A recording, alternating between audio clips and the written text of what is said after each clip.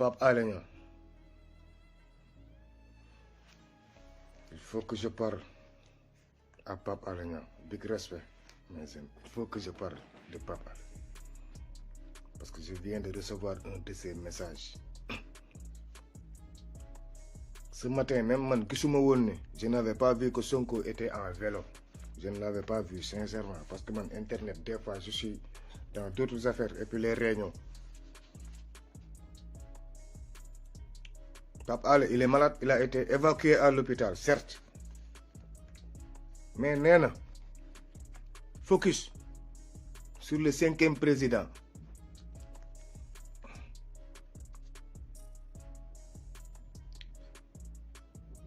Macky Sall doit libérer les détenus politiques. Ne yen ñep defal Pape Alé Niang dara, mais focus sur le 5e président.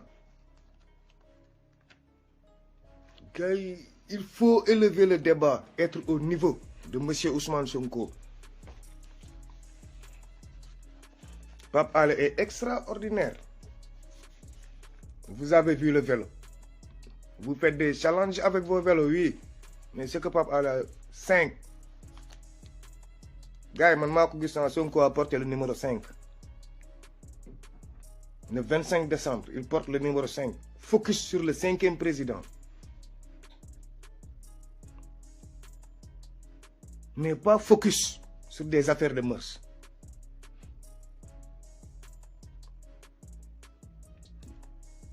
Je suis souffrant, mais je suis un peu malade.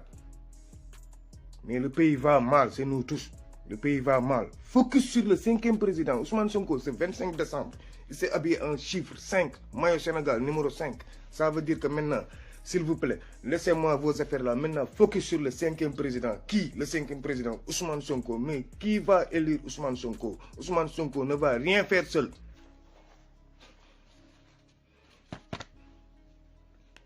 Sonko, mënulul bopam dara face à ñi dara. C'est le peuple, c'est vous le peuple. C'est vous la jeunesse.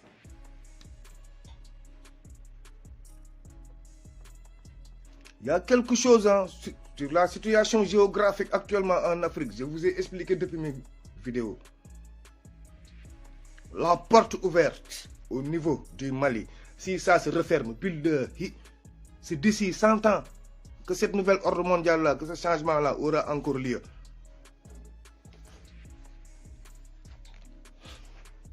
Pape Alé Niang est un grand homme. Maintenant, ce n'est plus la peine de dire focus sur 2024. Non, non, non. Focus sur le 5e président. Le 25 décembre, Ousmane Sonko a porté numéro 5. Donc, c'est le 5e président du Sénégal. Focus sur ça. Mais pas focus sur des affaires de sexe. Négatif. Vous, la jeunesse, pour être à jour. L'État. Beaucoup d'entre vous ne savent pas ce que signifie l'État. Lan moy état lan dans les écoles, dans les universités. Ko wax état rek dal nan wa état moy ñun ñep. Oui, l'état c'est nous tous, mais regardez, vous les jeunes, moi je demande à cette jeunesse, ma ngi ñew paré guma tay vidéo bi parce que ma sama xol bi dafa jog. Plus de 4 jours 5 jours. Le Sénégal est en crise. Les prix ont augmenté pour les fêtes de Noël là. Les prix sont là. Les chrétiens la fêtaient en toute sérénité, dans le calme total, avec la joie de vivre. Cette année-ci, qu'est-ce qui est arrivé? À cause de qui? Et les audios là, j'ai appris que... On te dit que non, les audios MC Baye, mais c'est faux. Audio, quand on commence au Sénégal, nous, Moustapha Cissé Lo, nous, Mbaye Ndiaye, ak Farba Ngom, nous avons commencé audio au Sénégal de publier. Ce n'est pas vous les jeunes. Publiez ce que vous voulez. Joxe guñu audio. Joxe guñu audio, joxe guñu vidéo. Si Macky ne recule pas, billahi, joxe guñu audio, joxe guñu vidéo. Je ne vais pas publier, mais les mains joxe guñu audio, joxe guñu vidéo. On y va. Qu'est-ce que c'est que l'État? Vous les jeunes, vous les ken naxati, détrompez-vous. Sonko, pour l'enlever du système, on ne peut pas, depuis 60 ans, chaque président qui vient, on dit qu'il est mauvais. Non, ce n'est pas les hommes qui sont mauvais. C'est le système qui est mauvais. Sonko nous parle toujours du système, le système. Nous sommes état. Même si Sonko est élu président du Sénégal avec ce système-là, il ne va rien réussir parce que c'est le système qui commande. Actuellement au Mali, le système est en train d'être achevé, détruit. Pourquoi le ministre des Affaires étrangères français était là? Le problème en est que le Mali commence à échapper au système. Il faut parler de la situation géographique d'abord. Je viens vous dire ce que c'est que l'État. Pourquoi on doit combattre, pourquoi on doit se battre. Cette bataille est inévitable, mais ça sera une bataille intellectuelle. Si Macky veut l'amener dans la rue, on l'amène dans la rue, on le déloge. C'est simple. Dès que nous dem gauche, droite, 5, 6, 7, 8, 9, non. Il y a un système. Situation géographique de la wax. Li may yek, ñun li ñuy yek fi do leen ko yek. Ñun combat bi ñu paré ñu combat ko li ma leer ba leer ceux qui sont au pays ne sont pas prêts. Non, non, non, vous n'êtes pas prêts que nous. Négatif. Il y a un problème de système qui veut éliminer Sonko. Et le système là, sans le peuple, Sonko ne va pas passer. On va l'éliminer. Ça, personne ne peut rien. L'État, vous la jeunesse, vous les universitaires, l'État, vous qui devez voter, l'État, qu'est-ce que c'est que l'État? Sénégal. L'État peut être considéré comme l'ensemble des pouvoirs d'autorité et de contraintes collectives que la nation possède sur les citoyens et les individus en vue de faire prévaloir ce qu'on appelle l'intérêt général et aura une menace, ouais, voilà, et aura une menace éthique et le bien public ou le bien commun. Madame Gour, considéré comme l'ensemble des pouvoirs, Madame pouvoir yi nek suñu réew yépp li fa am ñëpp député yeeg préfet yeeg ñoom ñëpp ñoom ñooy état ñoom lañ naan nguur ñooñu ñoom ñooy forcer nit ñi wala ñu neexal leen wala ñu teg leen ci yoon ngir ñu mën a saytu réew mi am doxin bu baax loolooy nguur état ci biir état loo xam ci constitution la nekk doo leen ko jàng école la notion d'état qui appartient au vocabulaire du droit public pour désigner une unité souveraine formée par des populations vivant sur un territoire défini et reconnu comme une organisation juridique et politique de la société internationale. L'État, je suis toujours là, moi, État. Qu'est-ce que c'est que l'État? Il faut connaître l'État pour pouvoir se descendre, nous, à Safra, pour pouvoir se défendre en face de ces gens-là. Vous, la jeunesse, écoutez, s'il vous plaît.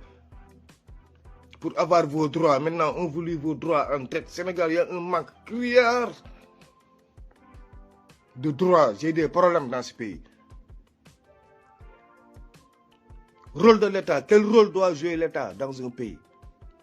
En ce sens, la mission première de l'État est de permettre l'exercice de la souveraineté nationale qui appartient au peuple. Article 3 de la Constitution du 4 octobre 1958. En particulier, l'État édicte les règles de droit, lois et décrets. Macky Sall balaa muy jël loi balaa muy jël décret balaa muy def lu nekk daf ci war a waxtaan ak population bi. Kan mooy représenter état kan ñun soo waxee ministres yi ñëw sàcc suñu xaalis les voleurs là on ne les a pas formés en tant que ministre. Il n'y a pas de qualification ministre, il n'y a pas d'école où sortent les ministres, ça n'existe pas. École bu ministre yi génn amul.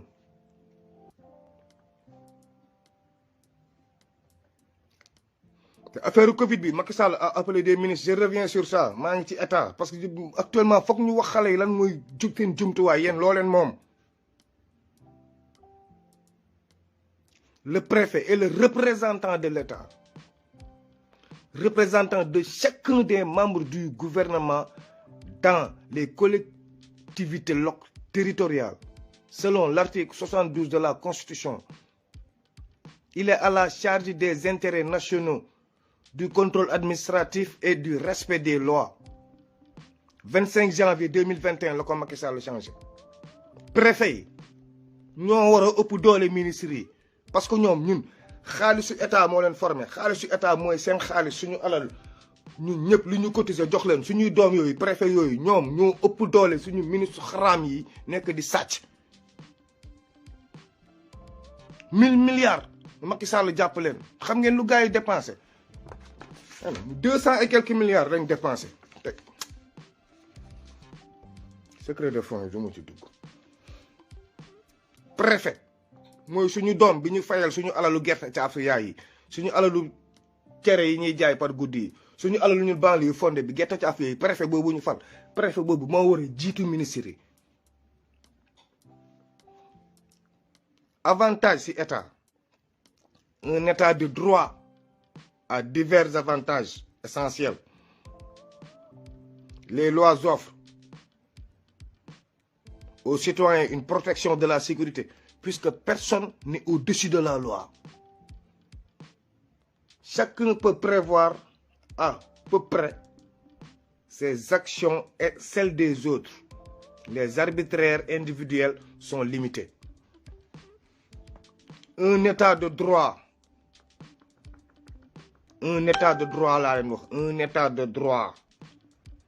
a divers avantages essentiels. Les lois offrent aux citoyens une protection de la sécurité physique. Personne n'est au-dessus de la loi. Chacun peut prévoir à peu près ses actions et celles des autres. Les arbitraires individuels sont limités.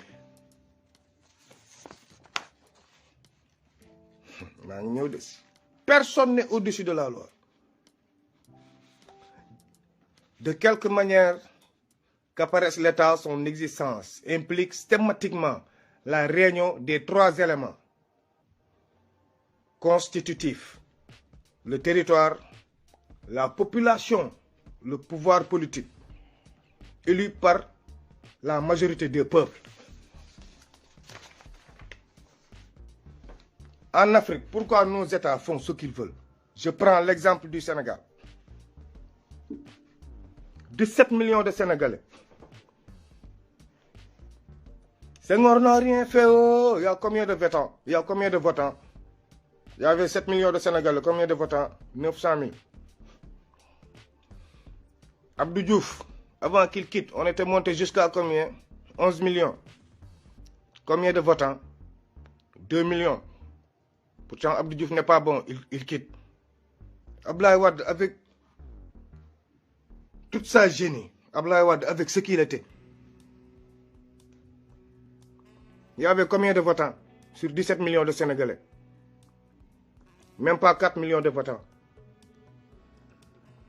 Macky Sall, premier 65%, avec combien de votants? 5 millions de votants sur 17 millions de Sénégalais. 12 millions qui n'ont pas voté. En 2019, combien n'ont pas voté? Combien n'ont pas voté en 2019? Là, même pas 1 million de votants. Même pas 1,5 million de votants. Pour un État qui doit diriger 5 ans. Pour des hommes qui doivent diriger 1000 milliards, non, 6600 milliards de budget.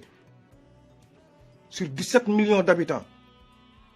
Il y a 1,7 million qui vont élire 10% de la population. Après, si nous avons un dëkk bi dafa metti. Ana seeni carte.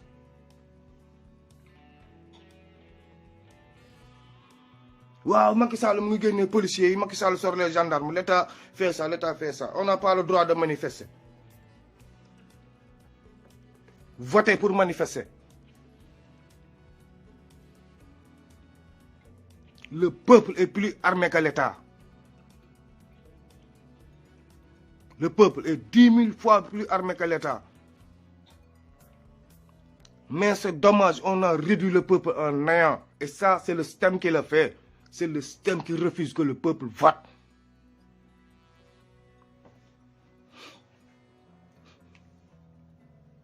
Pour révision électorale, lors de révision là, sur 17 millions d'habitants, si on a 12 millions d'inscrits ou 10 millions d'inscrits, je le jure, même si Macky Sall se présente avant 2024, il va quitter.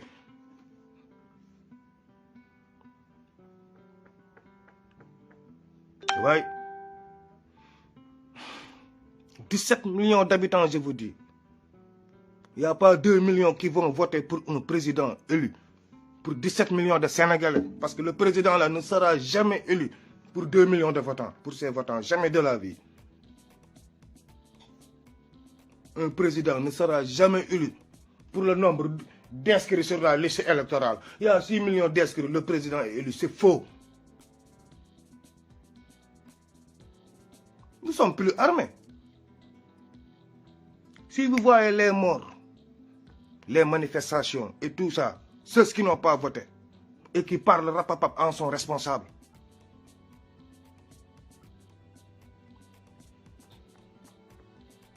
Yéen ñi dul voté yéen a yóbbu réew mi fii tey bu ñu toogee rajo yeeg télé yëpp di ñu wax sexe c'est aux non-votants. C'est vous qui avez jeté vos armes de guerre, votre quartier électeur. Le peuple et les... Nous sommes les soldats de notre territoire. Première arme d'un citoyen carte d'identité. Première arme d'un citoyen adulte, carte électeur. C'est toi qui prends les décisions. Sur 17 millions de Sénégalais, 1,7 million de Sénégalais ou 1,5 million de Sénégalais ne peuvent pas prendre des décisions pour 17 millions de Sénégalais.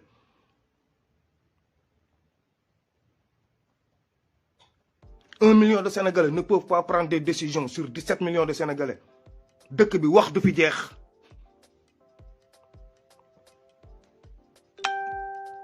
On ne veut pas aller se battre avec un ennemi qui est super armé.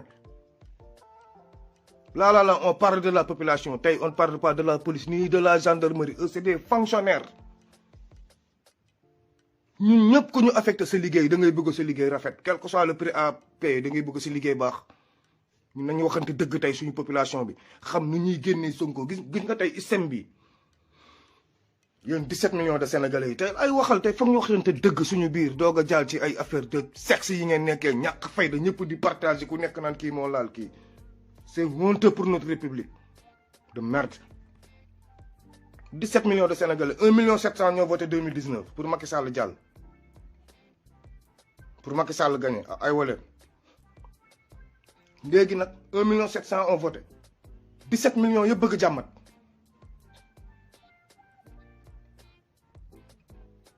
Ñi nga xam ne voté wu ñu boo leen amoon jom doo leen wax. Ñi amul carte électeur te doon ay magum jëm ay muskalaf boo leen amoon jom doo leen wax. Man attendez moo tax 1000 milliards yi xam nga ñoom ñoo war a wax si 1000 milliards yi ku ciy waxati à la radio ou à la télé andil sa carte électeur teg gis nga Sénégal foog ñu yóbbu ko foo xam ne pour se faire respecter. Cette nouvelle ouverture au niveau de l'Afrique de l'Ouest bu nekk Mali, seul le peuple sénégalais peut décanter la situation géographique. Comment? Pas par coup d'État. Coup d'État, c'est par les armes, non. Les armes les plus fatales, c'est les cartes électeurs. Carte électeur. S'il y a 10 millions d'inscrits, Sonko peut changer le système par force. Par force.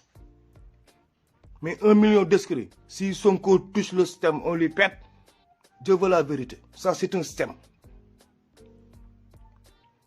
Yéen ñi toog na Sonko. Oui. Sonko. Allez vous inscrire. Allez, votez. Au minimum, cette nouvelle génération-là, il faut que nous sachions que le Sénégal est en train de changer. Avec 10 millions d'inscrits. Au minimum 10 millions. Si nous avons une révision électorale, nous avons 10 millions d'inscrits, 11 millions d'inscrits. Ah! Là, Sonko Boutogé, il est sûr et certain que c'est le peuple qui est derrière lui. Il est sûr et certain que chez Boumoutok, mais c'est le peuple. Mais Macky Sall tay togam amna benn côté njambaram moko may. Njambaram moko may parce que fexé na ba 18 non fexé na ba 16 millions faalé wuñu ko. Macky Sall tay fexé na ba 15 millions ci yeen ñeppay saga Macky ken faalé ko. Il a réussi son coup. Lolu jambaram mom moko may.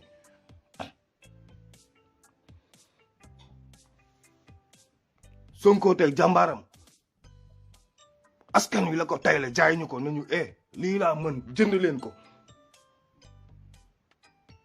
5e président le 25 décembre on doit avoir au minimum cette année-ci 2024 def lu Afrique que personne n'a fait. Sur 17 millions de Sénégalais, prions Dieu qu'il y ait 6 millions qui ne peuvent pas voter, qui ne sont pas encore adultes. Mais tous les 11 millions auront une carte électeur. Qui waxati ci internet brandir sa carte électeur. Macky Sall xamne moy lolu. Faut se faire respecter, nous la population là. Ñu ñoo mëna ragalo Macky Sall. Mais mun ñu tok di saga nday ci internet bi. Di tok di japp ataaya di ki su vote jotee nga ne waaye man affaire politique sama yoon nekk ci ba pare su dëkk bi mettee ñun ñëpp on se l'ouvre di wax la faute c'est nous le peuple c'est nous politiciens ni nga ko yabalee la lay dawalalee sa oto boo ko yabalee conteneur bi ba mu bloqué mu leer ko ne yaa ngi koy surveiller bu yëngatoo nga day ko du def dara mais nga yebal ko naan ko si nekk alalu borom barke lu mu la wax nga naan ko si c'est vrai man duma alalu borom barke kenn Sénégal nag daa bëri alalu borom barke ngeen foog li Mollah Morgun di wax ni c'est la triste vérité pure vérité il n'a pas encore tout dévoilé Macky Sall recule tant qu'il est encore temps recule.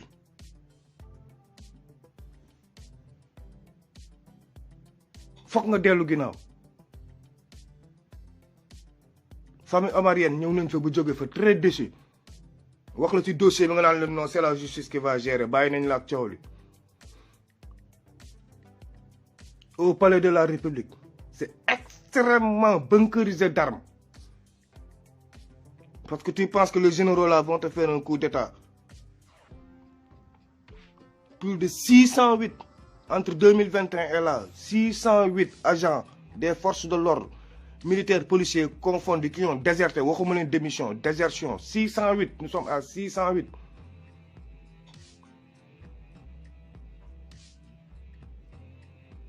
La garde présidentielle GP, dinañ ko relever janvier bi. Pour faire leurs forces là qu'ils sont en train de former. Des militaires aguerris, des combattants aguerris. Parce qu'il y a des généraux dignes qui ont préféré prendre une retraite anticipée. Gars, Sénégal ngi yëngatu. Waxtaan wax deug neex yalla. Les secrets, ils n'ont pas secrets armes, c'est faux. Les généraux sont en train de quitter. Nous dignes, ils quittent. Nous indignes, nous faisons des. Pour un sale dossier. Affaire bu saleté bi.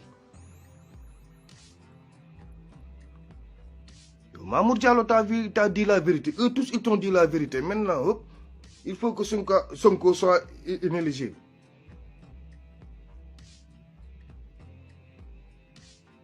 Vous la jeunesse, prenez vos responsabilités. Prenez vos responsabilités. Prenez vos responsabilités. Une première menace est là devant vous. Au mois de janvier, là, ça sera chaud. Fin janvier. Fin janvier, d'ici le 3 février. Parce que pour aller en procès, on ne peut pas ramener un violeur en procès. Il a violé. Non, on va le ramener en procès, mais il ne sera pas en prison. C'est faux. Ils vont l'arrêter. Le mettre en prison d'abord. Même si c'est 1 mois de détention pour le ramener en procès, ça c'est obligatoire. Crime. Et non, on va l'amener d'abord en prison. Ñëpp wax nañu nak mu të. Ku ne fi xalif généraux yi, ku ne fi kër kilifa diine yi waxuñu, c'est pas vrai parce que yëgu leen luy xew palais. Ajuma palais tàng na jëpp. Actuellement, la République est secouée. La République sénégalaise est secouée. maa leen ko wax tey. Je signe, je persiste. Di ngeen ko dégg ci journaux yi suba wala mardi. Suba sax férié la di ngeen ko dégg mardi. Le Sénégal est secoué actuellement. Secoué, gravement secoué. Te billahi, ñu ngi wax Macky Sall, si tu vas en procès, des vidéos propres vont sortir pour muy clair. Man laajal ñi may waxal su suuf.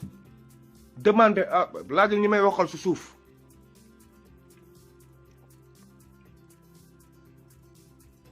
Mollah, il a des audios de 2021. Mars 2021. Où sont les audios depuis mars 2021? Combien de temps s'est écoulé? Ay kilifa diine ñu ngi ci biir affaire bi, ça c'est pas une liste ça pour nous. Lii daaw la. Liste bu bees bi bu ñëwee ngeen waaru ci yàlla.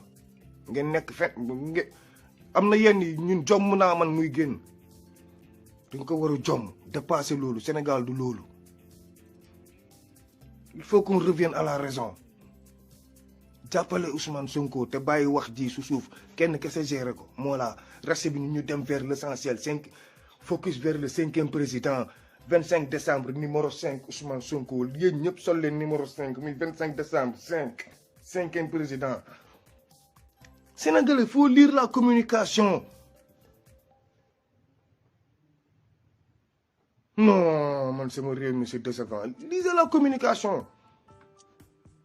Top leen Sonko ci timing am ci rythme am.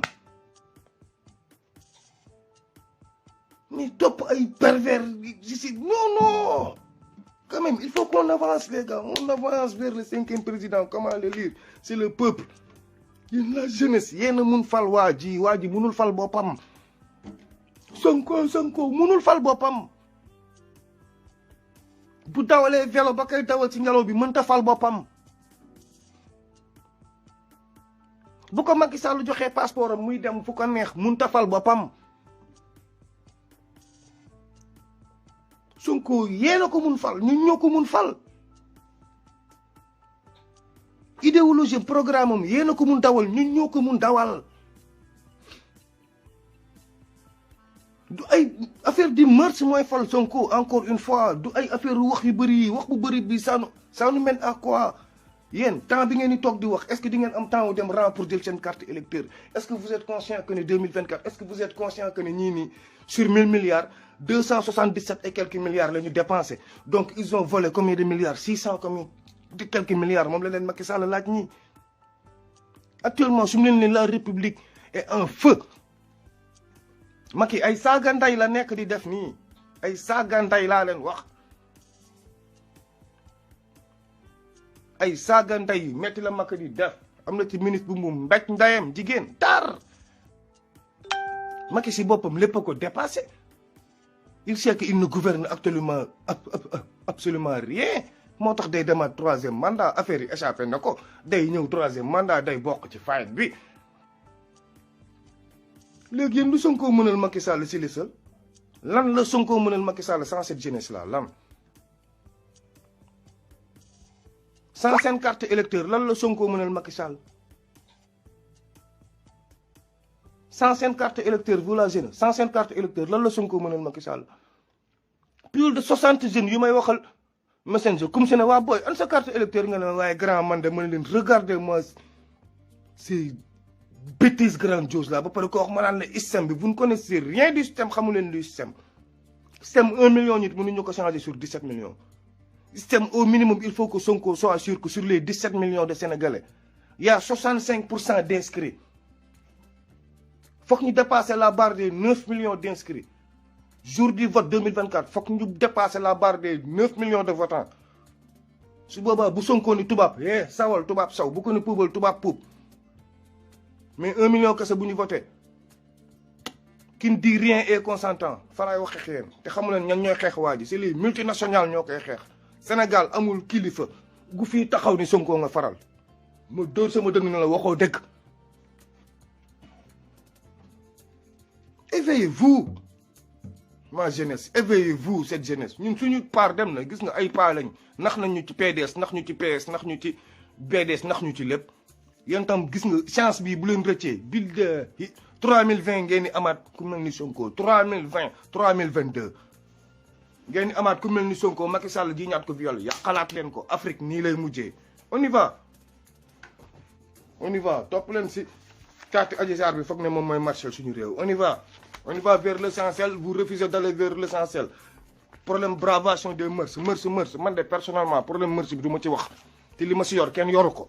ndax man ay vidéo probablement laa yor kanam ak lépp laa yor li ma si yor kenn yoru ko moo tax du ma ci wax parce que ça ne m'intéresse pas affaire góor ak jigéen la ça ne m'intéresse pas comme Sonko deful dara ça ne m'intéresse pas ngeen baal ma àq nag tey waxee naa tuuti xol parce que j'ai senti que la jeunesse est en train de se perdre la jeunesse est en train de se noyer à cause de des politiques